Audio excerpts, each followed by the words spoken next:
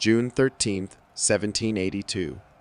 The dawn light breaks over the Swiss town of Glarus, but it brings no warmth. Church bells echo through the cobblestone streets, summoning a crowd that stands silent and tense. They have come to witness something ancient, something that by all reason should not exist in an age of enlightenment. At the center of the square stands a wooden platform, and on it a woman. She is 48 years old, exhausted, pale, her wrists bound so tightly the skin is raw. Her name is Anna G. Ld., and within hours she will become Europe's last legal victim of a witchcraft execution. But to understand why this woman is about to die, we need to see how far Europe hadn't come, even after 3 centuries of supposed progress. Anna wasn't a noblewoman or a scholar who threatened the church. She was a servant. She worked in the home of a wealthy, powerful physician named Dr. Johann Jacob Tschudi. She cooked his meals, cleaned his floors, and cared for his 8-year-old daughter. By every account, she was loyal, kind, and diligent. But one morning, the child began vomiting. She trembled, convulsed, and then, in a moment that would seal Anna's fate, the girl claimed she spat needles from her mouth. Needles, she said Anna had put in her milk. Dr. Tschudi didn't look for a medical explanation. He didn't look for contamination. He looked for a scapegoat. In 1782, the era of Voltaire, of Rousseau, of the American Revolution, a man of science pointed a finger and cried witch. Within hours, Anna was arrested. The gears of medieval superstition, lubricated by fear and politics, began to turn one last terrible time. But the horror wasn't just in the accusation. It was in the method they used to make her confess. Anna was interrogated, but she refused to confess to a crime she didn't commit.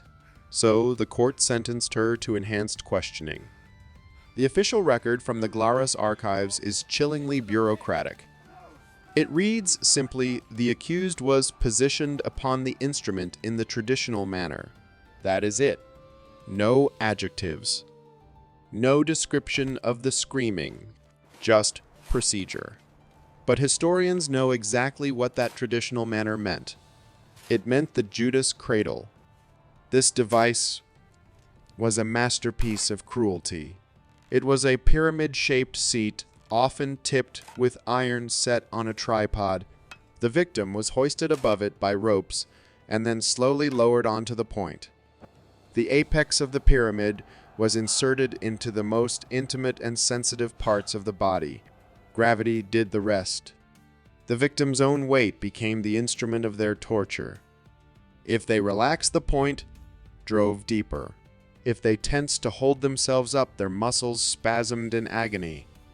It was a machine designed to stretch time, turning seconds into hours of unbearable violation. Anna endured not 1 but 2 sessions of this torture over 18 hours. 18 hours of being suspended over a point designed to tear flesh and break spirits.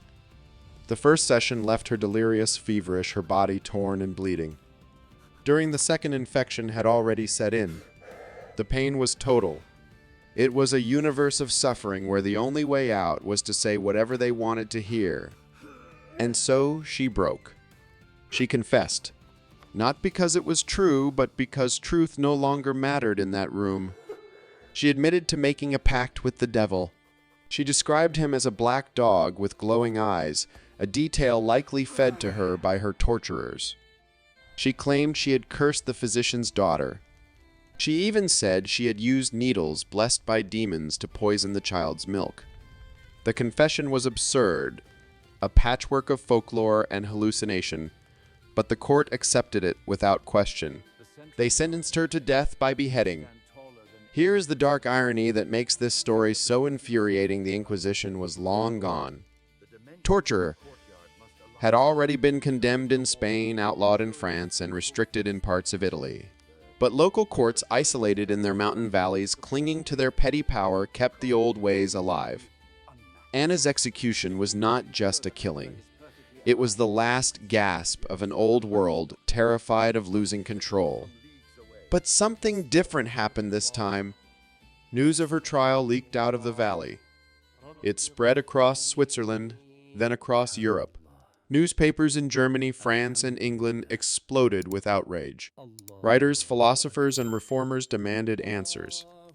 How could a nation that called itself civilized a republic no less still execute a woman for witchcraft in the late 18th century? Petitions flooded the Swiss government in Bern.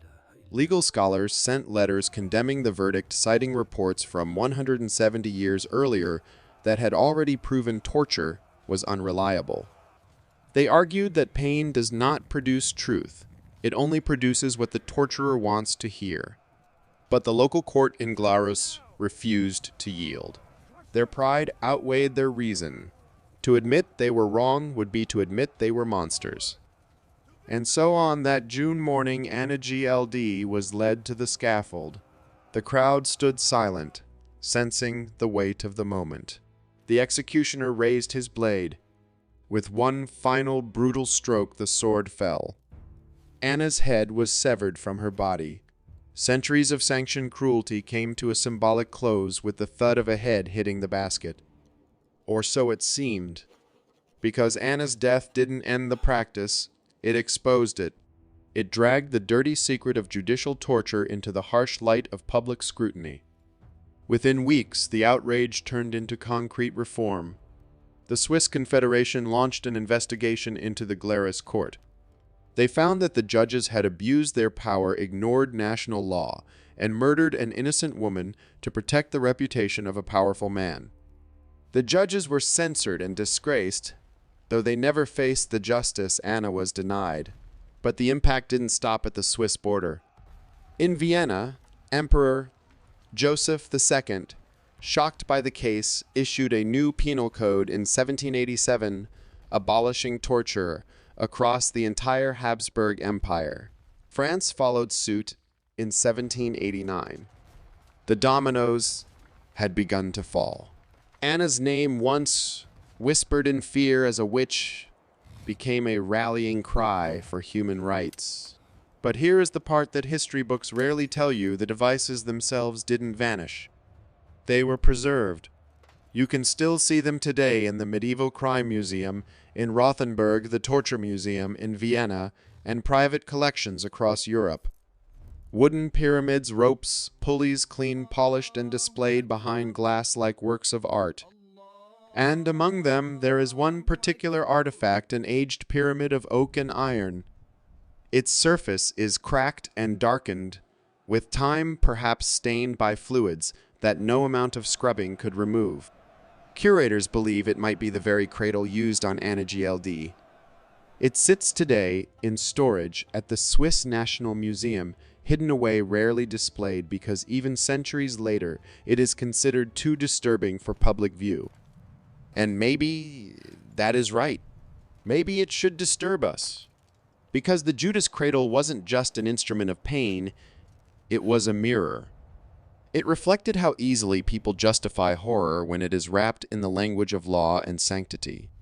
From 1478 to 1782, over 300 years, historians estimate that the Judas cradle was used on at least 5,000 recorded victims. But that is just what survived in the archives.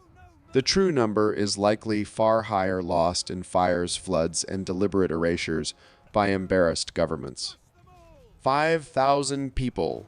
5,000 souls reduced to geometry, to angles and weight ratios, to procedure. But the most chilling truth isn't what they suffered, it's who made them suffer. These weren't sadistic monsters frothing at the mouth. They were officials, engineers, priests, magistrates, ordinary people convinced they were doing good. They believed they were protecting society, that one person's agony was a small price to pay to preserve the soul of the many. That is how torture survives, not as chaos but as order. It is the same logic that echoes through history in every age, under every flag. Necessary measures, enhanced interrogation, security at any cost. The vocabulary changes, but the geometry remains the same. Always downward, always sharper, always toward the point. The reforms sparked by Anna GLD's final breath didn't just end torture in Europe. They became the foundation of modern human rights. The same moral outrage that ended the Judas cradle eventually shaped the Geneva Conventions of 1949, which explicitly outlawed torture in international law. The same philosophical current inspired the Universal Declaration of Human Rights in 1948. From a wooden pyramid stained with blood to the halls of the United Nations, that is, the Ark of History. But it came at the cost of centuries of screams. And yet even today, that promise of never again is fragile. Because the Judas cradle was never really about the pyramid, it was about the mind that built it. The human capacity to rationalize cruelty in the name of virtue is the real torture device. When you stand before one of those artifacts in a museum, you are not just looking at medieval horror. You are looking at us. You are looking at the thin line between justice and vengeance, between faith and fanaticism. And that raises a question I can't shake. Should we still display these devices? Do they serve as vital reminders, or do they turn suffering into a spectacle? That is not a question I can answer for you. But it is one we all need to ask. Because forgetting is how torture returns. When we stop feeling disturbed, when the pyramid becomes just another prop, that is when the geometry of pain begins again. The Judas cradle stands in our history as a silent vow. Never again. Because the moment we forget what it felt like to hang suspended over that point, trembling and praying for mercy, that is the moment we start rebuilding it. If this journey into the dark heart of history moved you, subscribe and join us. We dig up the truth, no matter how deep it is buried. What is the modern equivalent of the Judas cradle? Let me know in the comments below. Until next time, stay vigilant.